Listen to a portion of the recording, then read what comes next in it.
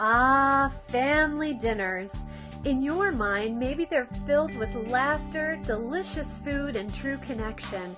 But the reality might be somewhat different.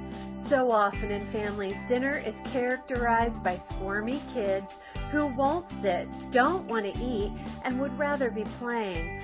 Parents may nag, bribe, or punish, and certainly get frustrated after a long day of work and spending time preparing a nice meal. We bring so many hopes to our family dinner, and when it doesn't meet our expectations, it can be a great disappointment. So what can you do? Welcome to creating an enjoyable family dinner. Hi, I'm Jennifer Miller, author of Confident Parents, Confident Kids, and expert contributor to NBC Universal's Parent Toolkit. For 20 years, I have worked with adults to help them become more effective in promoting children's success through social and emotional learning, teaching essential life skills in self-awareness, self-management, social awareness, relationship skills, and responsible decision-making. I have 3 specific suggestions to implement in preparation for an enjoyable dinner. First, set boundaries and clear expectations for behavior at dinner for all members at a time when you're not at the table. Write them down in clear, brief language. Frame them in the positive, what to do, not what not to do. For example, bring your whole self to the meal and each other.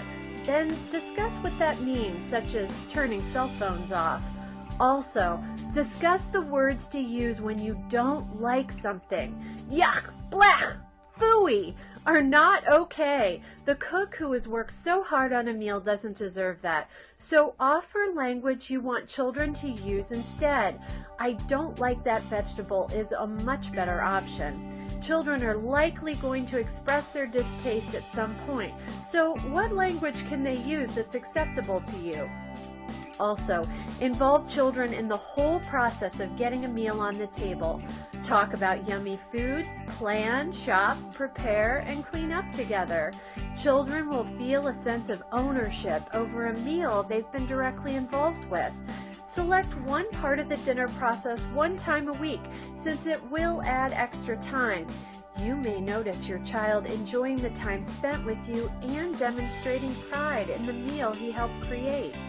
Now take a moment to connect before sitting down. We found ourselves rushing to the table breathless when we sat down.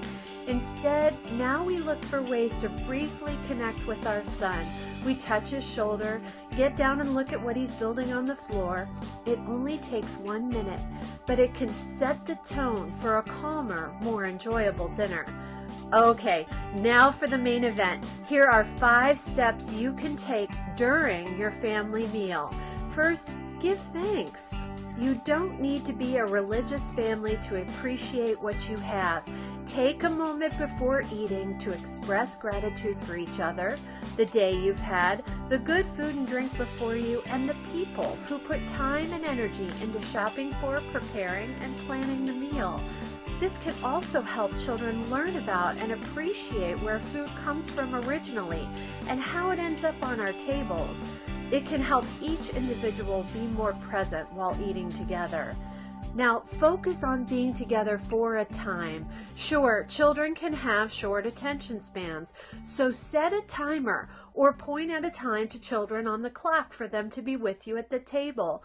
For example, we set it for 10 minutes when our son was 5 years old. Give them the responsibility of knowing when their time is up. Our son liked to prove that he could stay longer than the timer, and we loved his presence. This gives the child a sense of control and helps prevent a power struggle over sitting at the table. Now, let go of worries about what is eaten. Make sure that the nutrients you care about your child getting are spread throughout the day. Then let go of your worries about finishing food. Serve small quantities that are more likely to get eaten. Don't bribe with treats or pressure a child to eat a particular item. This can start a power struggle, and the child's goal changes from being at dinner with you to winning a war of resistance. Why start the battle? You want to raise a child that's in tune with her own body, to to know when she's full or when something tastes wrong to her. You also want children to simply enjoy the reward of being together as a family. Now, be sure and speak kid language. And then, when they go to play after their time is up, you can connect with your partner on adult issues. Talking about adult issues is like speaking a foreign language only you and your partner know. Kids cannot understand or participate, so of course they're going to get squirmy. Focus on topics of interest to your kids.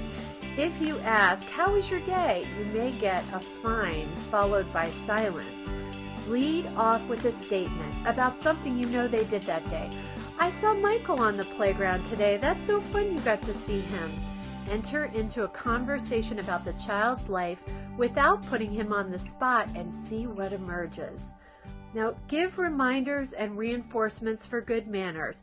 When you're concerned about manners, using a fork, not using fingers, for example, it's best to give an encouraging reminder just before you're seated at the table with the whole family. If you need to remind during dinner, make it quiet and direct. He will learn through your modeling and reminders, but making a big deal of it can turn into another power struggle. Also, be sure and notice when your child does something well. "I notice you put your napkin on your lap. Terrific." Try out these practical steps and you'll find yourself actually enjoying a family dinner. I have many more strategies for promoting social and emotional skills in family life, so watch for my next video coming out very soon. If you like this video, please click like on the Facebook link below, and even more importantly, please leave a comment below. Do you see this working with your family? What strategies will you try?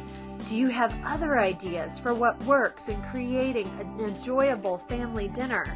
With your participation in this dialogue, we can enrich each other's family lives. Together, we can become confident parents raising confident kids.